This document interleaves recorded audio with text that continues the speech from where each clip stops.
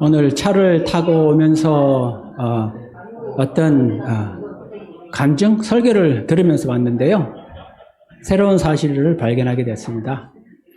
다윗이 골리앗을 이겼을 때 대단한 용기를 가지고 나가게 됐는데, 그것이 그냥 그때 순간으로만 잠깐 반짝했던 것이 아니었고, 그 전에 양을 치면서 사나운 짐승들이 왔을 때 하나님이 주신 힘으로 사자나 그런 강한 짐승들의 입을 찢어서 새끼를 구해냈다는 그런 이야기를 하시면서, 그것이 사울한테 내가 이렇게 했습니다, 걱정할 거 없습니다, 내가 충분히 나가서 싸울 수 있습니다 하고 안심을 시켰을 때, 그것이 지어낸 이야기 아니었고 하나님께서 같이 하셨었구나. 그래서 다윗은 이미 오랫동안 이렇게 싸움을 할 수 있는 훈련이 되어 있던 사람이었구나, 그때만 반짝이 아니었구나 하는 생각이 들면서, 저의 신앙도 훈련이 되어 있어서 찬양을 할 때 그냥 앞에서 나오는 반짝이 아니라 그대로 이렇게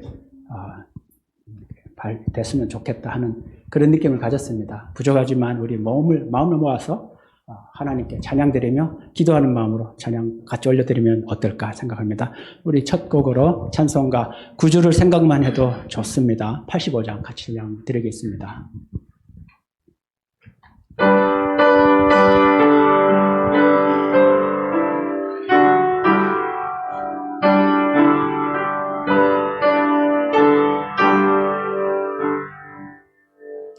구주를 생각만 해도 이렇게 좋거든.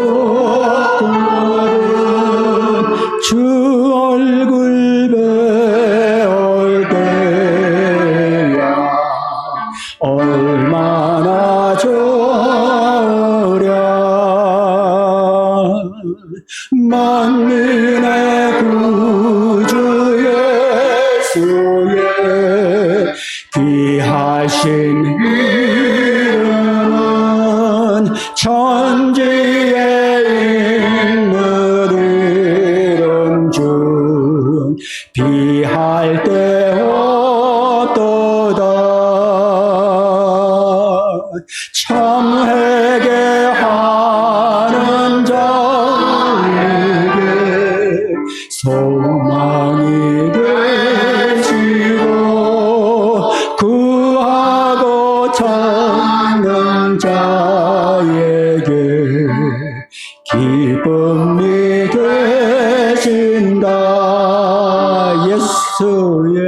예수의 넓은 사랑을 어찌다 모르랴. 주 사랑 받은 사람만 그 사랑 알도다. 사랑의 구주 예수여 내 기쁨 되시고 이제로부터 영광이 되소서. 아멘 하실까요?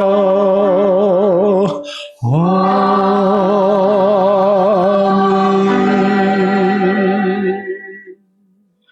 우리 다윗이 골리앗을 싸우러 뛰어나갔던 그 장면을 생각하시면서 찬송하세 주님 나를 구했네 한번 같이 찬양해 볼까요? 주의 죄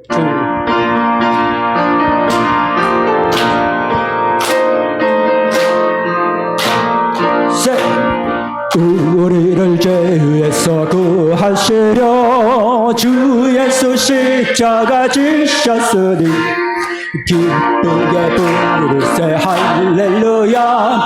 나 구원하던데 찬송하세 찬송하세 주님 나를 구하셨네.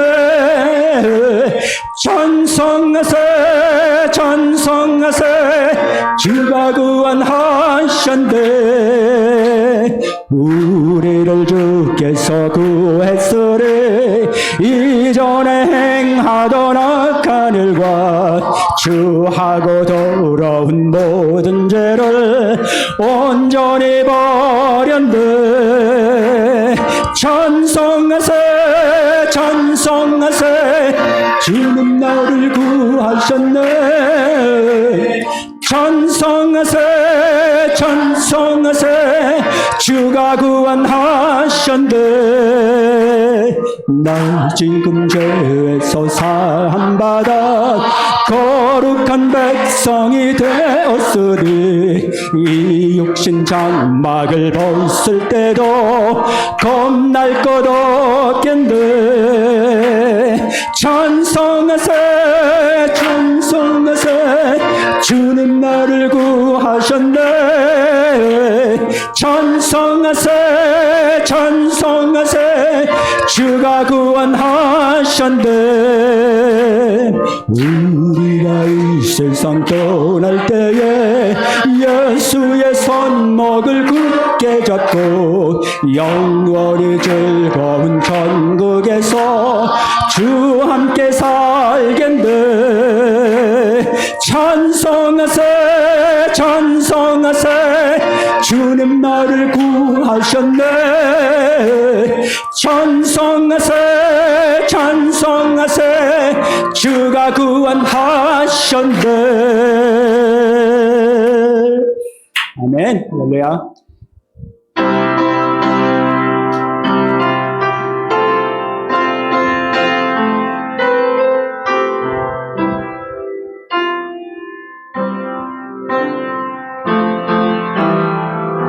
주의 곁에 있을 때 마음이 든든하오니 주님 주여 내가 살 동안 인도하여 주소서. 주여 주여 나를 인도하소서. 빠른 세상 살 동안 주여 인도하소서.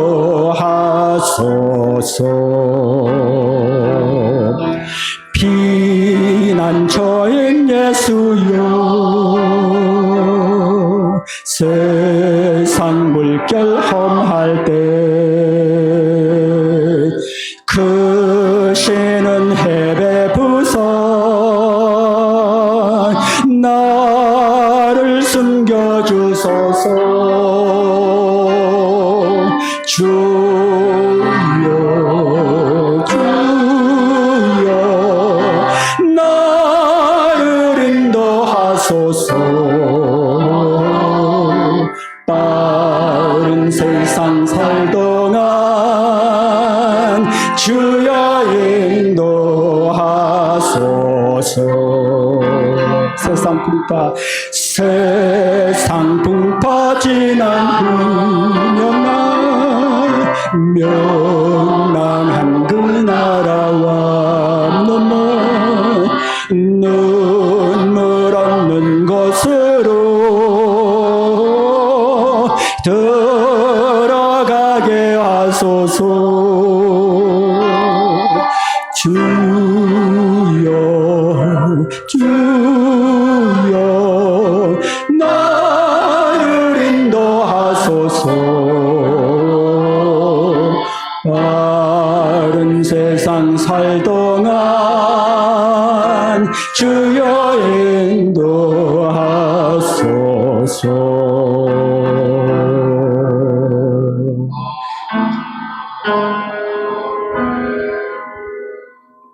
아멘. 우리 시간에는 하나님께서 다윗을 평생에 인도해 주셔서 그가 자기의 힘으로 하나님을 그렇게 영화롭게 섬겨드렸던 것이 아니라 하나님께서 이미 다윗을 들어서 하나님의 역사를 보게 하시고 다윗을 통해서 그의 신앙을 후대에도 본받게 하기 위해서 복을 주셨다고 생각합니다. 우리의 신앙도 우리가 더 어떻게가 아니라 하나님 우리의 삶을, 우리의 신앙을 인도하여 주옵소서. 내가 성경도 더 보고 싶고 기도도 더 하고 싶고 하지만 조금 하다가 그냥 제 풀에 넘어집니다. 하나님이요, 우리가 사는 힘이 내가 어떻게 더 해봐야 되겠지 아니라 주님께서 오셔서 이미 예정하신, 이미 약속하신 하나님의 자녀가 되는 놀라운 권세를 주시는 그러한 것이 우리 모두에게, 우리 자신에게 일어나게 하여 주옵소서. 우리 주의 인도하심을 구하는 기도 같이 드리고 예배를 계속 하겠습니다. 주여 외치면 기도드리겠습니다. 주여!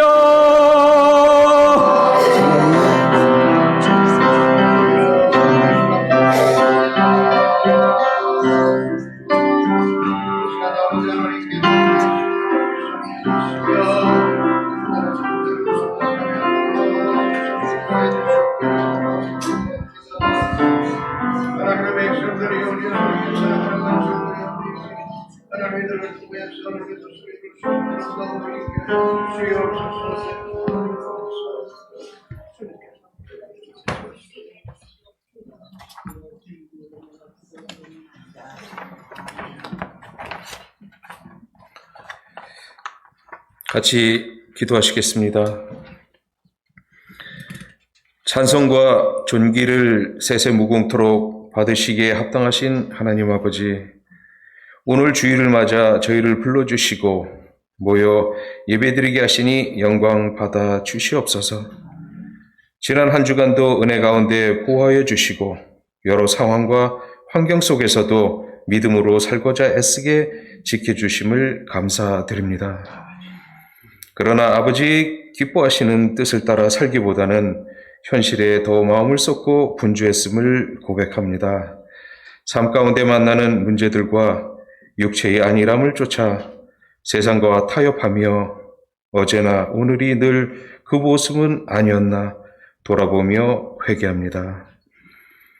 저희 나약함을 아시는 주님, 긍휼을 베풀어 주시사 성령 충만하여 다시금 구원의 기쁨을 회복하고 그리스도인으로서 우리의 인생의 우선순위를 항상 잊지 않게 하여 주시길 간구드립니다. 하나님 아버지, 우리 선한 사마리안 교회를 사랑하시고 늘 지켜보시며 인도하여 주심을 감사드립니다. 목사님들을 비롯하여 모든 성도들이 마음을 합하여 하나 되어 하나님 보시기에 선한 계획들을 세우며 이제 얼마 남지 않은 2023년도 믿음의 경주를 잘 마무리하도록 이끌어 주시고 우리 모두 서로가 서로에게 힘과 기도가 되고 위로와 기쁨이 되며 따스한 사랑이 흘러넘치는 성령님이 운행하시는 교회 되게 하여 주시길 간구드립니다. 그리고 성도들마다 하나님께 드리는 간절한 기도 제목들이 있습니다. 우리가 기도할 때마다 주께로 한 걸음 더 가까이 가게 하시고 믿음의 주여 우리를 온전케 하실 예수 그리스도의 능력을 바라보며 문제보다 더욱 크신 이의 그 역사하심을 경험하는 우리 권속들 모두 되게 하여 주시옵소서.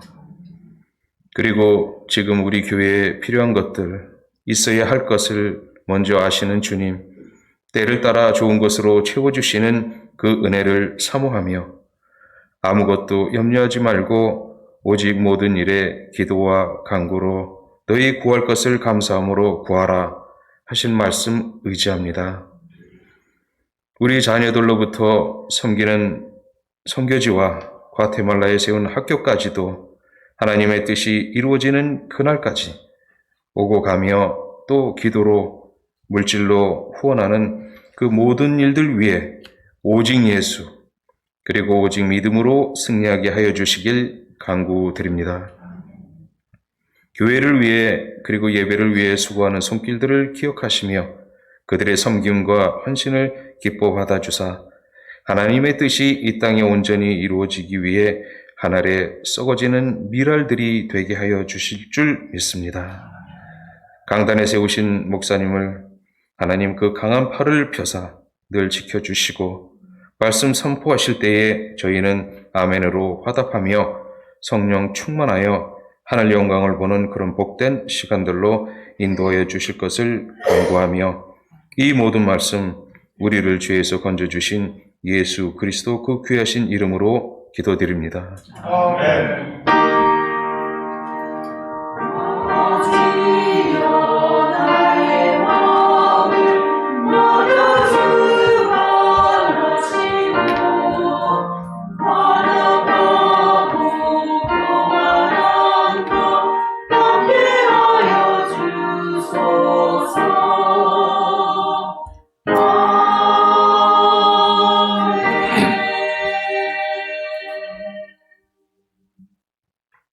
다 함께 일어나셔서 하나님 앞에 구주강림에 관한 찬송이죠. 영원한 문화 열려라. 우리 함께 찬양합니다.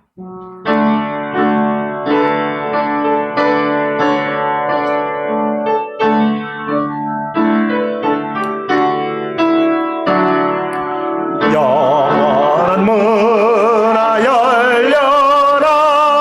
새 임금 들어가신다. 만왕의 왕이 오시니 만민의 구주시로다. 내 맘 문 열어라. 내 사사론 일그치고 그 나라에 이르도록 주 계신 성전 삼으라. 오 나의 주 내 마음에 곧그 함께 계시며 그 큰 사랑을 베푸사 늘 동행하여 주소서.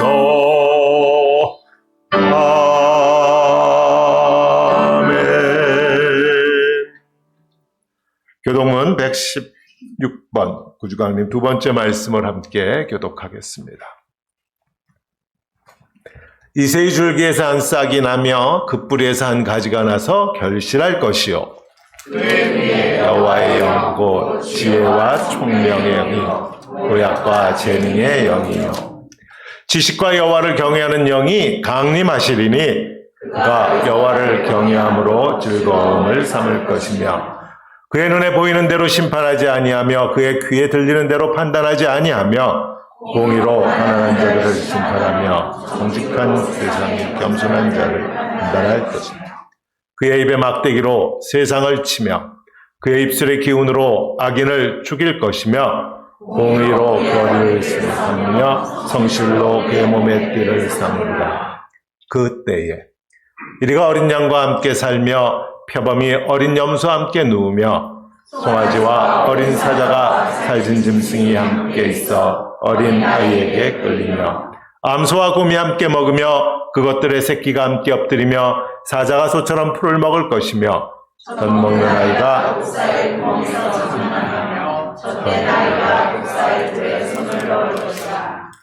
내 거룩한 산 모든 곳에서 해됨도 없고 상함도 없을 것이니 이는 물이 바다를 덮음같이 여호와를 아는 지식이 세상에 충만할 것임이니라.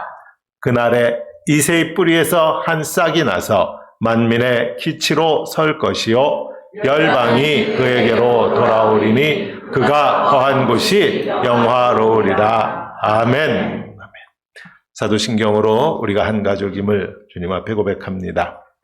전능하사 천지를 만드신 하나님 아버지를 내가 믿사오며 그 외아들 우리 주 예수 그리스도를 믿사오니 이는 성령으로 잉태하사 동정녀 마리아에게 나시고 본디오 노에게 고난을 받으사 십자가에 못 박혀 죽으시고 장사한 지 사흘 만에 죽은 자 가운데서 다시 살아나시며 하늘에 오르사 전능하신 하나님 우편에 앉아 계시다가 저리로서 산 자와 죽은 자를 심판하러 오시리라. 성령을 믿사오며 거룩한 공회와 성도가 서로 교통하는 것과 죄를 사하여 주시는 것과 몸이 다시 사는 것과 영원히 사는 것을 믿사옵나이다. 아멘. 자리에 앉아 주십시오.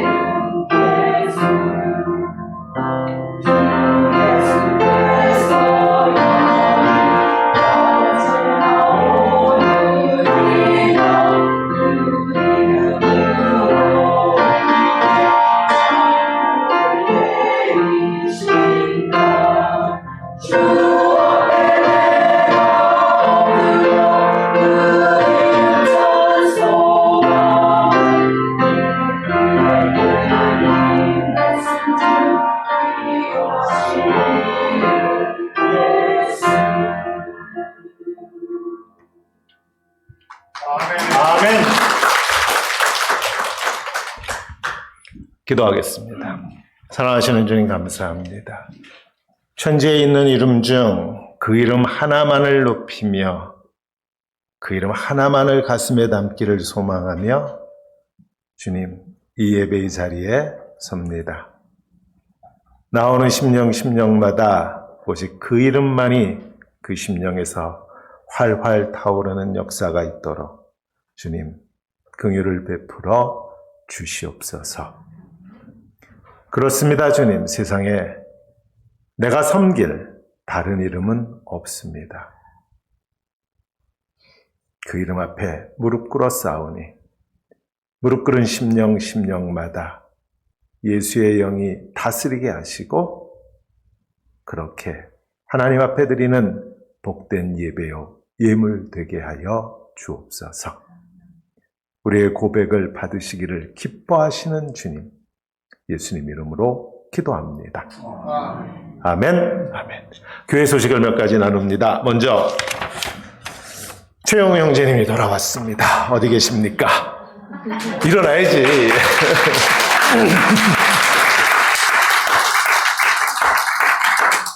공식적으로 새 신랑입니다.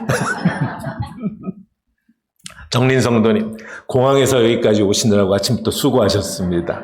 한국에서 바로 예배의 자리로 들어오셨습니다. 사역자 청빙하고 있습니다. 우리 EM 사역자 그리고 반주자 계속해서 기도하시면서 알아봐 주시기를 바랍니다.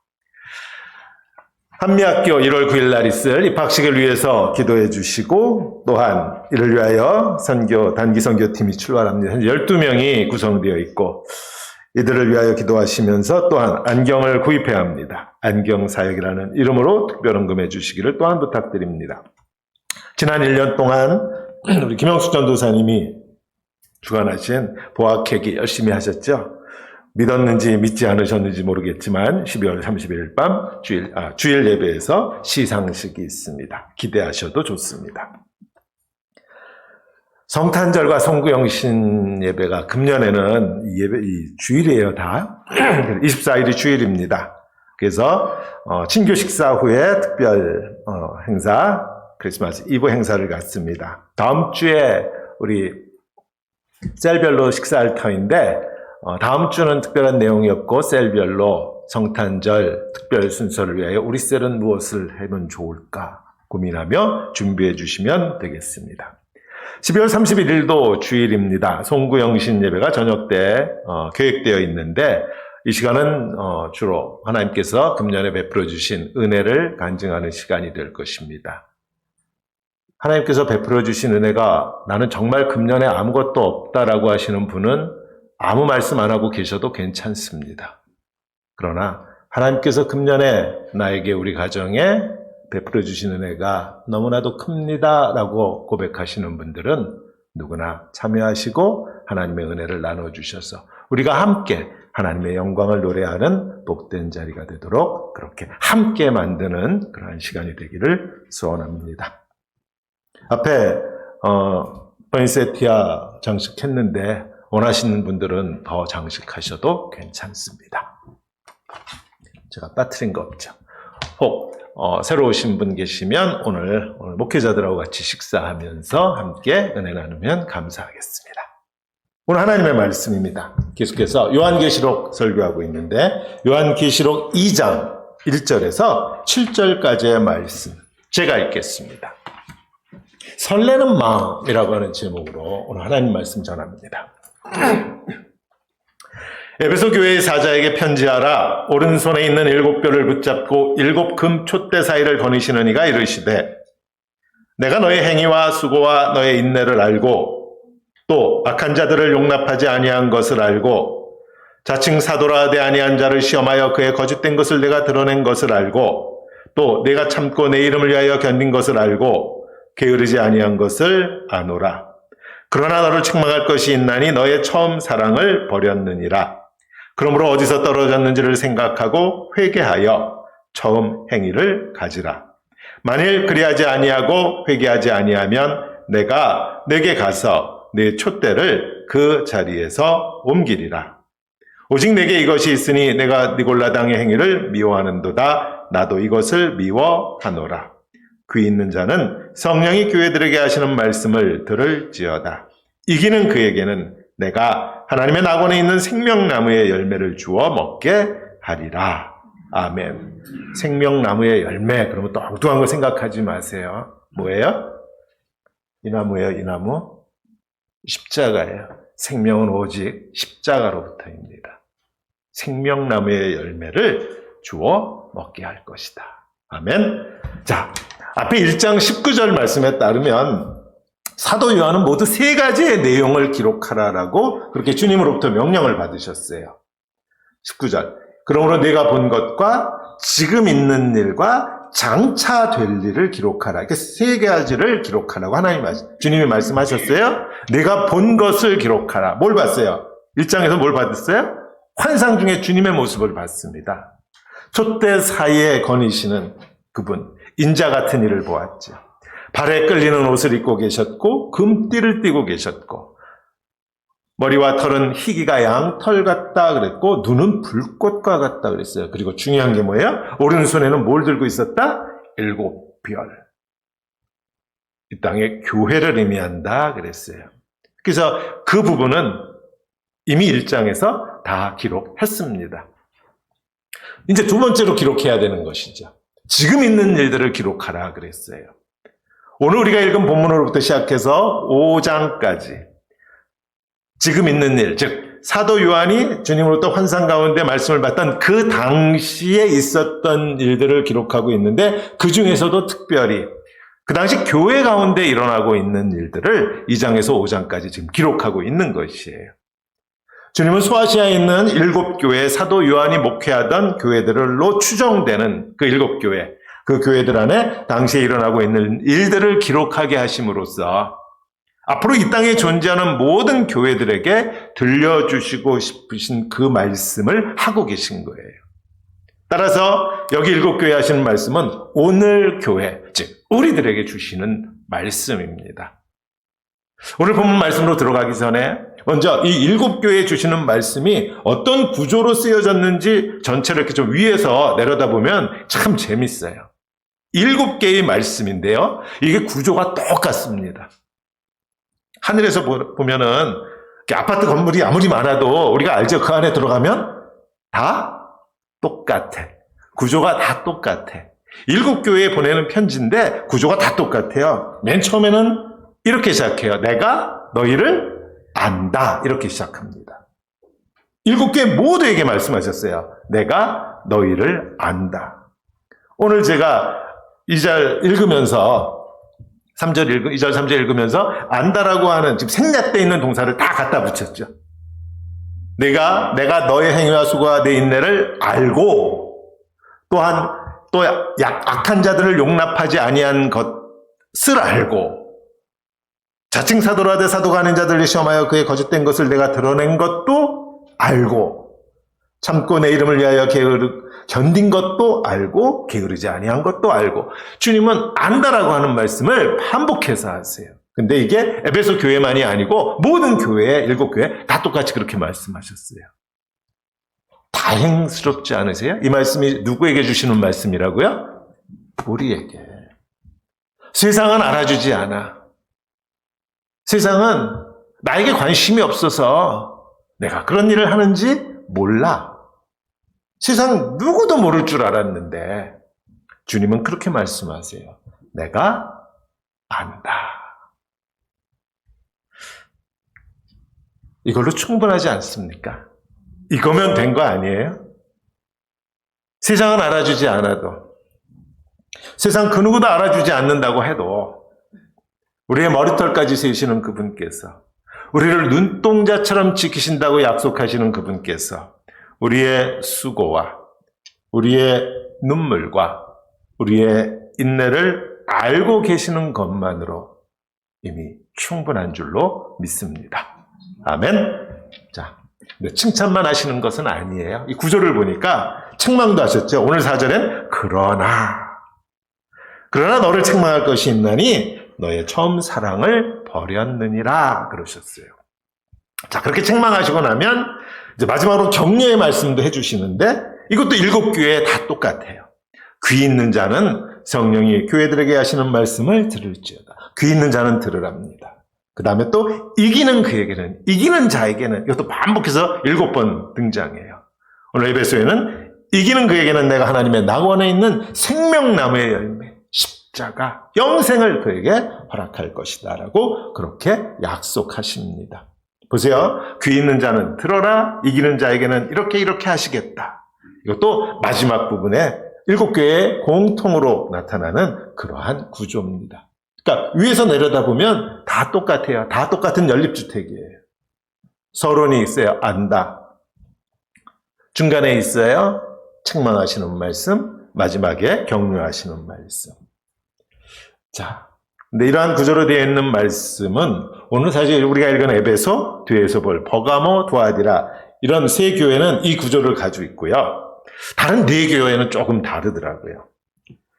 이 서머나 교회하고 빌라델비아 교회는요. 안다고 하시는 말씀은 똑같은데 중간에 칭찬만 있고 책망이 없어요. 뒤에서 볼게요. 책망이 없는 교회도 있어요. 그런가 하면 책망은 없고 칭찬만 듣는 교회도 있어요. 사대교회하고 맨 마지막에 나오는 라우디에아 교회는 주님이 칭찬만 하세요. 책망하시는 말씀은 없고. 자, 보세요. 이게 그 당시 교회의 모습입니다. 칭찬만 받는 교회가 있는가 하면 책망만 받는 교회도 있고 칭찬과 책망을 동시에 받는 교회도 있고. 이 말씀을 읽으면서 참 마음이 무거웠습니다. 오늘 주님께서는 선한 사마리아인 교회를 보시면서 과연 우리는 어디에 속할까? 책망만 받는 것은 아닌가? 삼가 두려웠습니다. 자, 이제 오늘 본문인 에베소교회 주시는 말씀 보겠습니다. 에베소교회는 칭찬과 책망을 동시에 받는 교회였죠. 근데 그 칭찬이 엄청나요. 또 읽을게요. 지금 제가 3번째 읽는 것 같은데. 내가 너의 행위와 수고와 너의 인내를 알고 또 악한 자들을 용납하지 아니한 것과 자칭 사도라 하되 사도가 아닌 자들을 시험하여 그의 거짓된 것을 내가 드러낸 것과 또 내가 참고 내 이름을 위하여 견디고 게으르지 아니한 것을 아노라. 아멘. 이게 얼마나 큰 칭찬이에요. 악한 자들을 용납하지 않고 사도가 아닌 자들의 거짓도 밝혀내고 참았고 견뎠고 게으르지 않고 수고했고 인내했고 좋은 건 다 있어요. 이에 반해서 책망은 몇 개나 됐어요? 책망은 몇 개나 책망을 받았어요? 딱 하나. 뭐예요? 너의 처음 사랑을 버렸느니라. 전체적으로 제가 이렇게 생각해 봤어요. 채점을 해봤어. 그랬더니 이거 동그라미 하다 맨 마지막에 가가지고 X가 딱 하나 있어. 이 정도 되면 한 90점쯤 된다고 하지 않을까? 제가 지난 학기에 근처에 있는 신학교에서 강의를 하나 했었는데 마지막에 채점하면서 요즘은 교수가 채점 안 하더라고요. 시스템에 이렇게 점수만 넣으면 알아서 다 나와. A 플러스 뭐. 에베소 교회 한 90점, 문항이 많으면 95점, 하나 틀렸으니까. 이 정도 되는 교회라면 사실 단점은 우리 눈에 보이지 않을 것 같아요. 이 정도 교회면. 이 정도 되는 교회를 보면서 뭔가 단점을 이야기하면 좀 이렇게 마음이 너그럽지 못하냐 그러면서 뭐 현미경 들여댔냐? 악착같이 뭐 좀 찾아내려고 그러느냐고 오히려 핀잔을 듣지 않을까? 그런 생각도 해봅니다. 그러나 우리도 인생을 살며 경험하지만 때론 결점 하나가 장점 전부를 다 소용없는 것으로 만들 만큼 그런 경우도 없지 않아요. 주님의 눈으로 보면 에베소 교회뿐만 아니고 그 어떤 교회라도 주님을 위해 수고하고 인내하고 게으르지 않고 등등 그렇게 헌신한다고 해도 단 하나 그것이 없으면 다른 모든 장점과 수고한 것들이 다 제가 이런 표현 썼어요. 말짱 도루묵이 될 수 있다는 것이에요. 주님의 눈으로 보면 그 하나가 뭐예요? 주님은 첫사랑이다 이렇게 표현하셨습니다. 첫사랑. 이게 사라져버리면 그 많은 수고와 그 많은 헌신이 말짱 도루묵이 된다고 주님은 그렇게 말씀하세요. 그리고 나면 좀 더 심한 말씀도 하십니다. 주님이 그 첫사랑을 얼마나 강조하시는지 5절에 가면 그러므로 어디서 떨어졌는지를 생각하고 첫사랑이 어디서 잃어버렸는지 첫사랑을 그거 생각하고 회개하여 처음 행위, 첫사랑의 행위를 가지라. 만일 그리하지 아니하고 회개하지 아니하면 내가 너에게로 가서 내 촛대를 그 자리에서 옮기리라. 뭐 좀 삭막해요. 교회는 촛불이에요. 즉 빛을 비추는 역할을 합니다. 다른 말로 하면 교회는 빛은 아니에요. 죄에 물든 인간에게서는 그 어떤 빛도 나오지 않습니다. 단지 다른 곳에서 오는 빛을 반사시켜 줄 뿐이에요. 그러니까 달 같은 거죠. 태양은 아니에요. 그리고 온 우주의 빛은 오직 주님 한 분뿐이시죠. 근데 그 역할을 주님의 빛을 세상에 반사하는 그 역할을 너희는 안 되겠다, 야, 첫사랑이 없어서. 그러시면서 다른 교회에 맡기시겠다고 또 협박 같기도 하고 어떤 그런 엄청난 말씀을 하십니다. 그러니까 결국은 첫사랑을 잃어버린 교회는 또는 성도는 더 이상 교회의 사명을 감당할 수 없다. 성도의 사명을 감당할 수 없다. 그런 말씀인 것 같고요. 첫사랑을 잃어버린 교회는 더 이상 교회가 아니다. 이런 말씀을 하시는 것처럼 들립니다. 자, 교회는 빛이 아니다라는 말씀을 드렸는데 교회는 빛 되시는 주님의 빛을 반사하는 세상에 그 빛을 드러내는 역할을 해요. 이 말씀을 주님을 주어로 해서 바꾸면은요. 주님은 저와 성도님들과 같은, 즉 우리 같은 사람들을 통해서 자신을 이 땅에 드러내기를 원하세요. 주님이 직접 자기의 빛을 세상에 드러내지 않으세요. 주님은 우리 같은 사람을 통해서 당신의 빛이 이 땅에 드러나기를 원하시고, 그게 주님이 역사하시는 방법이세요. 그냥 예수님이 짠하고 나타나셔서 세상에서 나다 그러면 될 것 같은데 그런 방법을 안 하신다는 거예요. 왜 우리 같은 정말 아무짝에도 쓸모없고 빛 제대로 반사 못하는 우리를 그렇게 쓰시겠다고 하시는지 주님도 참 고집스러우세요. 우리를 끝까지 포기하지 않으시고 우리를 쓰셔서 당신의 빛이 이 땅에 드러내기를 원하신다. 우리같이 아무것도 아닌 사람들을. 자, 그러니까 사람에게 실망하지 마십시오. 그러니까 교회 안에 있는 누군가에게 또는 가족 가운데 누군가에게 실망하거나 또는 어떻게 저럴 수가 있을까 이런 마음을 절대로 갖지 마십시오. 지금은 우리가 함께 예배드리는 옆 사람들 이렇게 보세요. 이럴 때는 옆에 누가 있지? 오늘은 누구였지? 누가 왔나 안 왔나? 이 사람들이요, 주께서 당신을 드러내기 위해서 택하신 사람들이에요. 믿었으니까 택하죠.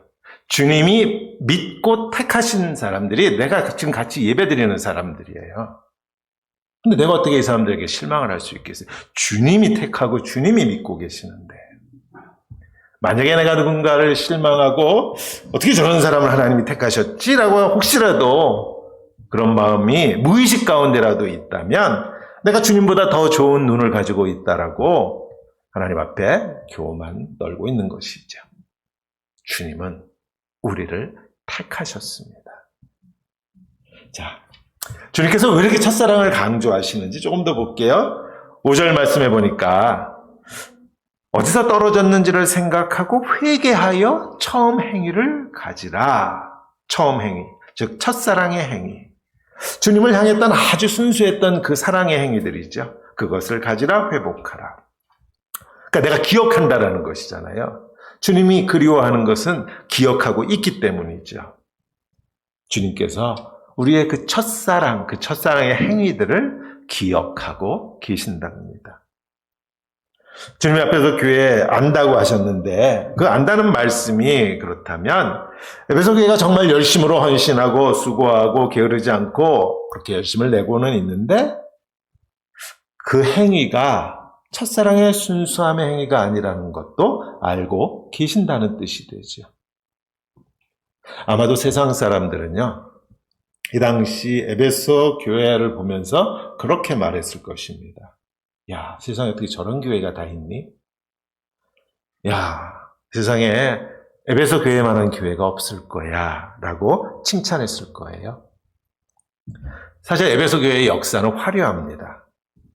사도행전에 따르니까 사도 바울이 햇수로 3년을 머물면서 두란노 서원에서 눈물로 복음을 가르쳤던 교회가 에베소 교회입니다. 이제 홀로 남은 사도 요한이 나이 90이 다 된 나이에도 최선을 다하여 섬기고 있던 교회가 에베소 교회였어요. 사도 바울과 사도 요한의 손때가 구석구석 남아있는 교회, 그들의 땀방울과 그들의 피와 헌신이 스며있지 않은 곳이 없는 에베소 교회는요, 그런 교회였습니다. 수고를 아끼지 않고 복음에 헌신했던 교회, 거짓된 가르침이 들어오지 못하도록, 오늘 니골라당이라고 하는 이단이 들어오지 못하도록 그렇게 한순간도 잠들지 않고 깨어 교회를 지켰던 그러한 교회가 에베소 교회였어요. 그런데 주님의 눈에는 그러한 수고와 헌신 속에서 아주 중요한 것 한 가지가 빠져 있음을 보십니다. 첫사랑. 첫사랑이 사라진 교회. 주님의 눈에는 아까는 말짱 도루묵이라는데 또 생각나는 게 있더라고요. 이게 안고 없는 찐빵이에요.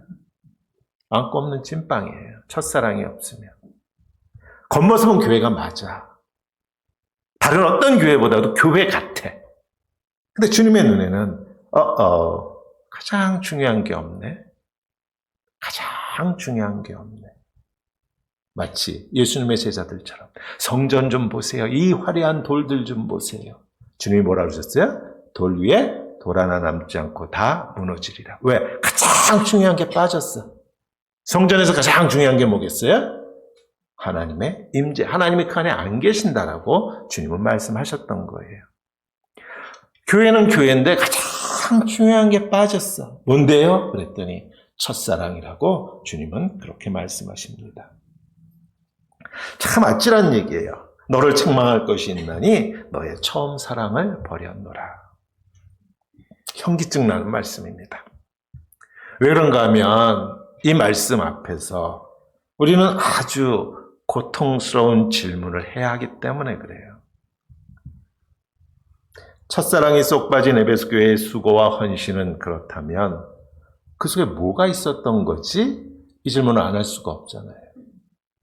겉은 화려합니다. 온 세상이 칭찬할, 주님도 칭찬하실 만큼 수고와 헌신이 가득 충만한 교회인데, 그럼 그 속에 첫사랑이 없다고 말씀하시면, 그럼 첫사랑이 있어야 할 그 자리에 뭐가 있는 거지? 이 질문을 안 할 수가 없고, 이 질문은 사실 무척 고통스러운 질문이에요. 혹시 주님께서 오늘 우리에게도 이렇게 말씀하신다면, 너희가 첫사랑을 버렸다고 우리에게 말씀하신다면, 그러면 우리의 헌신과 우리의 노력과 우리의 수고의 바탕 속에는 도대체 뭐가 있는 거지? 이 질문을 안 할 수가 없어요. 자, 주님과 교회의 관계를, 관계니까 부부의 관계로, 주님은 신랑 되시고 교회는 신부가 된다 했으니까 부부의 관계로 설명하면 그래도 이해할 수 있어요. 결혼하고 살다 보니까요, 첫사랑을 잃어버렸다는 것이 어떤 의미인지 이해하기가 그래도 쉽습니다. 사실 관계라고 하는 것은 매일매일 소중하게 가꾸지 않으면 맹숭맹숭해지더라고요. 다들 그렇죠. 저만 그런 거 아니죠. 시간이 흐르다 보면 설레는 마음은 무뎌집니다. 그냥 자동적으로 몸만 움직이는 경우도 많지요. 혹시 지금도 아내를 보고 남편을 보면 마음이 설레세요? 혹시 설레지 않는다면 이유는 많습니다. 제일 많이 듣는 이유가 바쁘다는 거예요. 바빠서 그런 감정들을 간직하고 어떻게 사느냐고. 저는 연애할 때는 참 궁금한 게 많았습니다. 서로에게. 저 사람이 어떻게 반응할지 참 궁금했어요.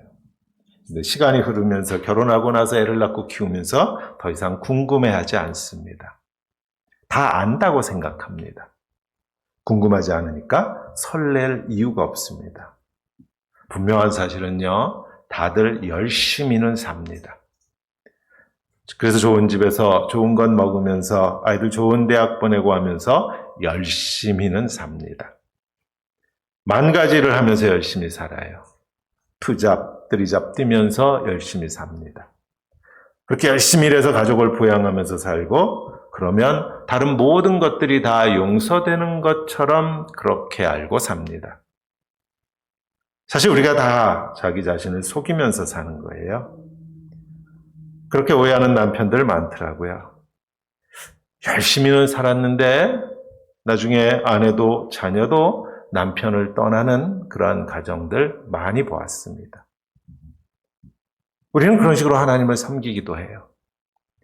열심히만 하면, 하나님을 위하여 더 많은 일을 하기만 하면 하나님도 좋아하실 것이라고 생각하는 것 같습니다. 마치 좋은 집, 좋은 차, 좋은 학교 그것만 해주면 다들 좋아할 것이라고 생각하는 아버지와 비슷합니다. 근데 정작 아이들은 그러더라고요. 아빠가 그렇게 열심히 일해서 좋은 거 해줘서 고맙기는 한데 난 아빠처럼 살지 않을래? 그렇게 말하는 아이들도 보았습니다. 좀 심하게 말하면 아이들은 그렇게도 말하더라고요. 그거 아빠가 다 자기 만족을 위해서 그런 거잖아. 그렇게 말하는 아이들도 있었습니다. 그러면서 말합니다. 정작 내가 아빠를 필요로 할 때는 아빠가 내 곁에 없었다고. 내가 힘들어서 눈물을 흘릴 때, 내가 어려운 문제를 붙잡고 끙끙거리고 있었을 때, 내가 아빠가 옆에 꼭 있었으면 좋겠다라고 생각했을 그때, 아빠는 늘 바쁘다고 그랬다고.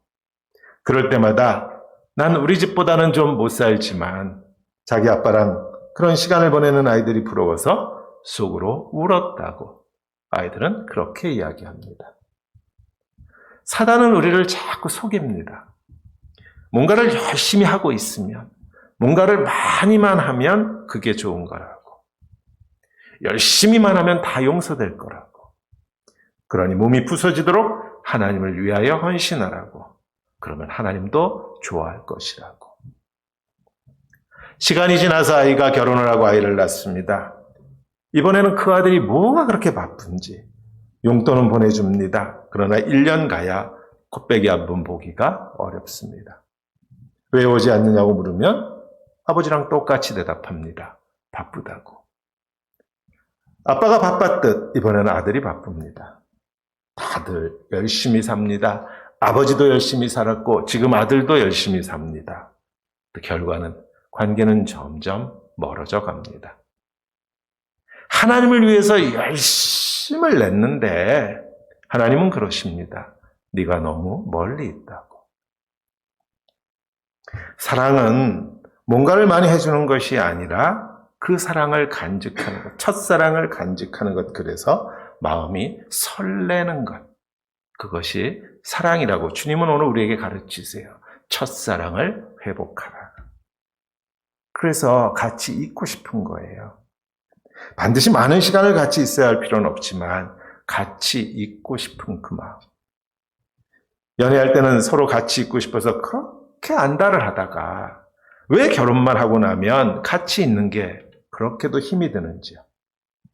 기껏 같이 있으면 부부가 뭘 하나 봤더니 TV를 켜놓고 같은 방향으로 고개를 돌리고 있더라고요. 같이 있는 거 맞습니까? 연애할 때는 얼굴과 얼굴을 마주보고 있었는데 결혼을 하고 나면 서로가 한 방향으로 TV 앞에 시선을 맞추고 있더라고요. 사단은 오늘도 우리를 속입니다. 관계는요, 그 핵심이 설레는 거예요. 부부가 함께 설레는 관계를 계속해서 만들어 나가는 것, 그것 주님이 원하시는 그 사랑이었더라고요. 내가 너를 책망할 것이 있나니 너의 처음 사랑을 버렸느니라. 가족을 위해서 열심히 일하기는 했는데 사랑으로 하는 것이 아닐 수 있다라는 거예요. 의무감일 수도 있고요. 그럴 경우 자식도 마누라도 다 짐처럼 느껴지겠죠. 자기 만족을 위해서 열심을 내는 수도 있죠. 그럴 경우엔 자기 의에 사로잡히기 쉽고 일 중독자가 되기도 쉽고. 하나님의 일을 열심히 하기는 하는데 하나님에 대한 사랑으로 하지 않을 수 있다라는 말이에요. 그 말은. 그럼 뭘 위해서 하겠어요? 자기 만족을 위해서 하나님 일을 열심히 할 수도 있습니다. 다른 사람들에게 인정받는 것이 좋아서 그럴 수도 있고요. 교회에서의 직분이 계급이 되어서 그걸 향해 달려갈 수도 있고요. 그러나 그렇게 뭐가 됐건 첫사랑이 아닌 결국은 자기 자신을 위해서 내는 열심이면 결국은 지쳐 쓰러집니다. 그래서 부부관계가 힘든 거예요. 성령님의 역사는 리듬을 탄다 그랬어요. 다이내믹한 거예요. 리듬을 타면 끝까지 갑니다. 첫사랑을 회복하라. 우리말로 좀 쉽게 이해할 수 있는 말로 바꾸면 주님을 가까이 하는 것이 즐거워져야 된다는 거예요. 언제처럼? 연애할 때처럼. 귀 있는 자는 들을지어다. 자, 요한계시록, 즉 성경 66권이 지금 마지막 권이에요. 지금 끝에까지 왔어요. 하나님께서 정말로 우리에게 하시고 싶은 말씀은 이 말씀이 아닐까? 귀가 따갑도록 우리가 듣는 말, 귀 있는 자는 들어라. 제발 말 좀 들어라. 주님은 계속 그러세요. 하나님 아버지가 우리에게 제발 말 좀 들어라 그러시는 것만 같아요. 그 말이 뭐예요? 첫사랑을 회복하라. 마음이 설레면 가까이 있고 싶고요. 마음이 설레면 하나님의 말씀이 귀에 쏙쏙 들어올 것이고요. 마음이 설레면 주일이 기다려질 것이고요. 마음이 설레면 기도하고 싶을 것이고요. 중요한 것은요, 하나님과의 관계가 내 마음이 설레는 그러한 관계로 회복되려면 이 땅에서 주님께서 허락하신 이웃과의 관계에서 먼저 회복되어야만 합니다. 성경은 분명히 우리에게 가르쳤죠. 어느 계명이 제일 중요합니까? 그랬더니 주님 뭐라 그러세요? 누구를 사랑하라? 하나님을 사랑하라. 근데 거기서 끝이 아니었어. 근데 이 첫 번째 것하고 똑같이 중요한 게 하나 더 있어. 그러면서 내 이웃을 내 몸처럼 사랑하라 그랬어요. 이 두 개는 항상 같이 가요. 그러니까 하나님과의 관계를 회복하려면 다른 방법이 없어요. 하나님께서 허락하신 이웃과의 관계, 부부 사이의 가정 내에서의 관계가 설레는 관계로 회복되지 않고서 하나님과의 관계가 설레는 관계로 회복될 수 있다? 거짓말입니다. 거짓말이에요. 말이 안 되는 거예요. 그런데 문제가 있습니다. 그럼 이제 목사님, 그럼 어떻게 하면은 이웃과의 부부가 하나님과 관계가 설레는 관계가 될 수 있어요? 라고 물으시면 죄송합니다. 정답이 없습니다. 왜? 관계는 다 달라요. 저희 부부의 관계랑 다른 모든 부부의 관계가 다 다릅니다. 하나님과의 관계도 마찬가지예요. 내가 기도하는 방법과 내가 기도하는 내용과 다 달라요. 하나님이 한 사람 한 사람과 맺으시는 관계는 영어로 표현하면 유니크한 거예요. 하나밖에 없는 거예요. 하나님이 나를 대하면서 다른 사람 대하는 방법과 똑같은 방법으로 대하지 않으세요. 붕어빵 찍어내듯이 기성복 만들듯이 그렇게 안 하시고 우리는 다 하나님에게 맞춤복이에요. 관계가. 그러니까 다 달라요.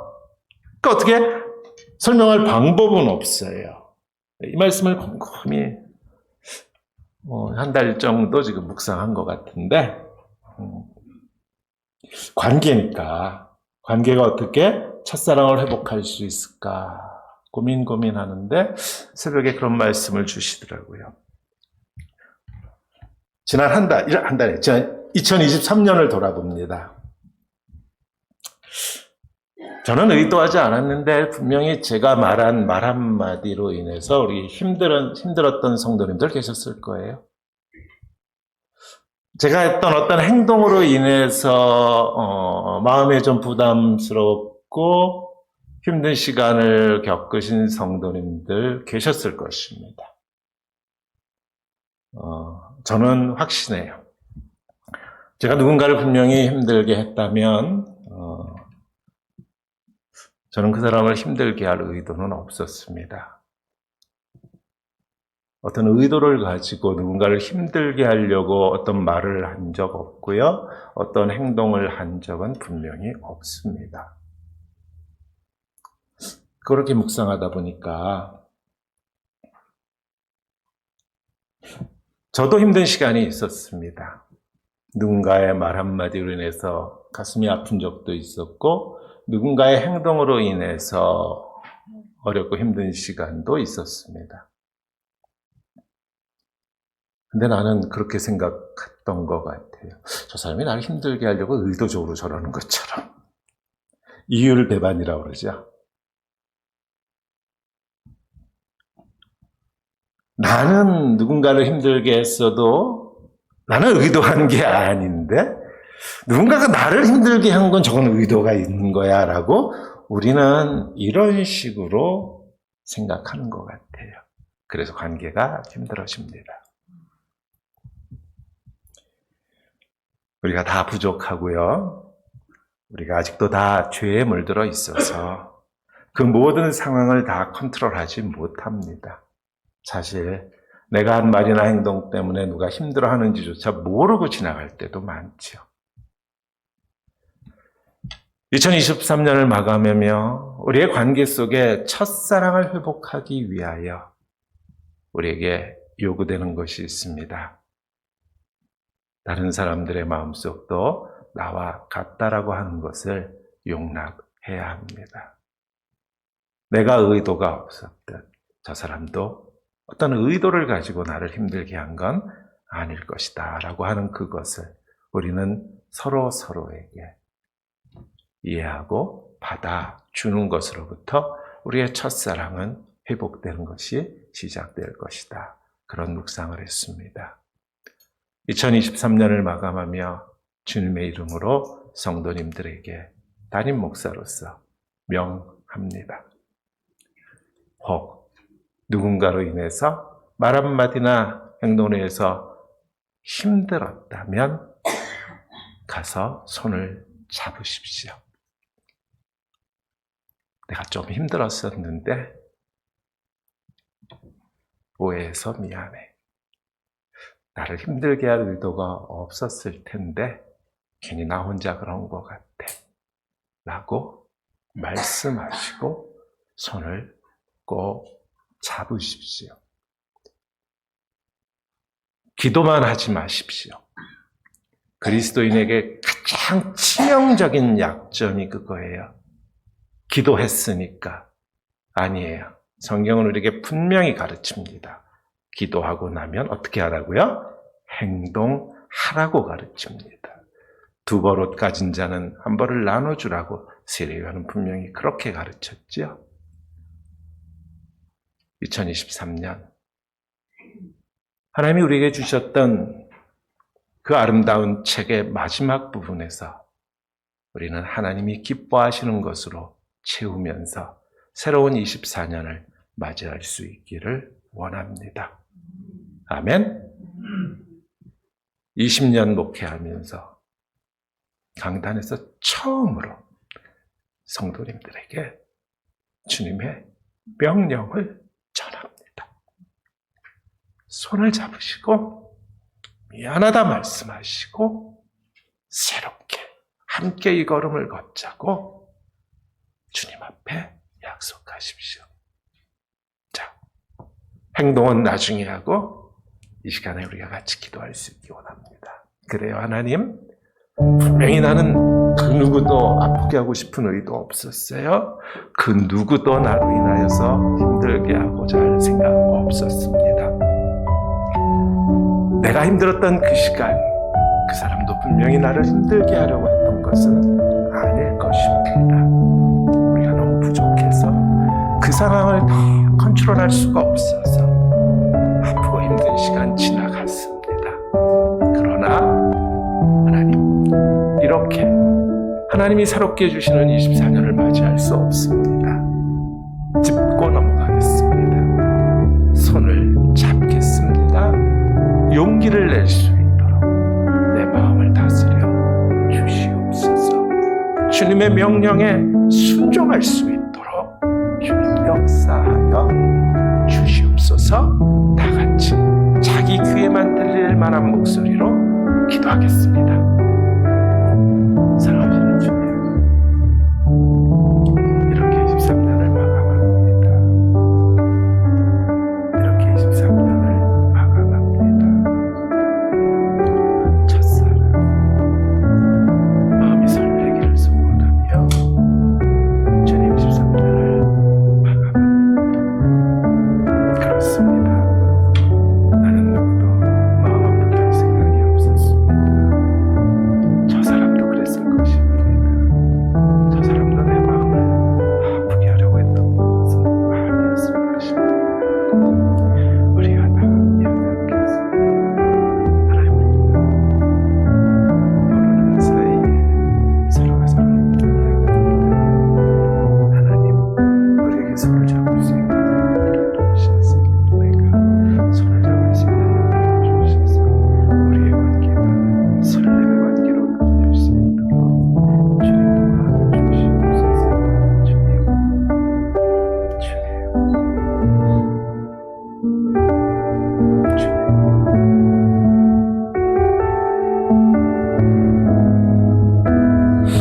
주여.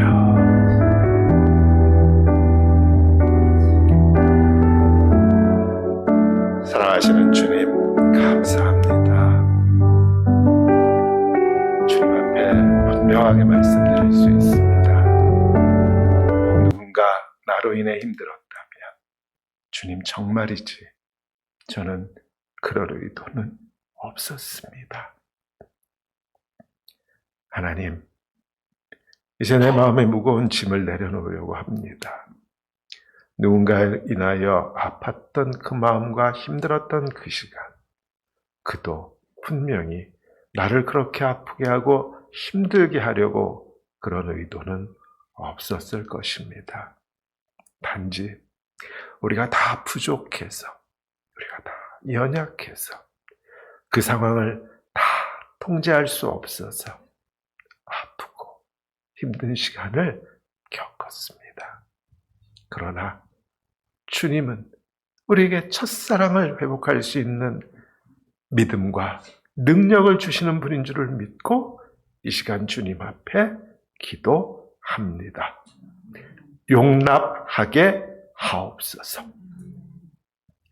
그 아픔까지도 십자가의 사랑으로 품게 하옵소서. 그리하여서 하나님, 주께서 우리에게 허락하실 24년도 정말 새롭게 출발할 수 있기를 원합니다.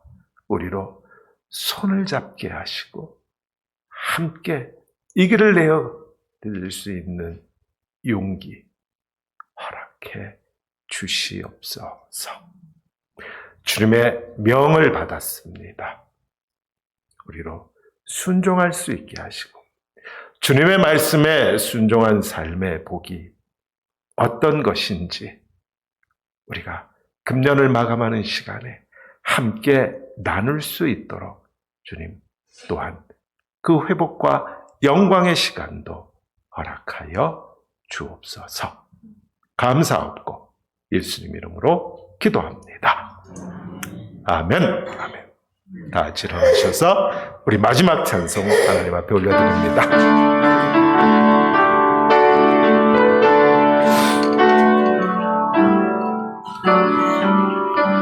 나의 기쁨 나의 소망 되시며 나의 생명이 되신 주 한낱 불러서 찬송을 드려도 늘 아신 마음 뿐일세. 나의 사모하는 선한 목자는 어느 꽃다운 동산에 양의 무리와 늘 함께 가셔서 늘 꿈을 함께 하실까. 길도 없이 거친 넓은 들에서 갈 길 못 찾아 애쓰며 이리저리로 헤매는 내 모양 저 원수 조로 하도다. 주의 자비롭고 와 평안 얼굴 모든 천사도 반기며 주의 놀라운 진리의 말씀에 천지가 와닿아도다. 나의 진정 사모하는 예수님 음성조차도 반갑고 나의 생명과 나의 참소망 오직 주 예수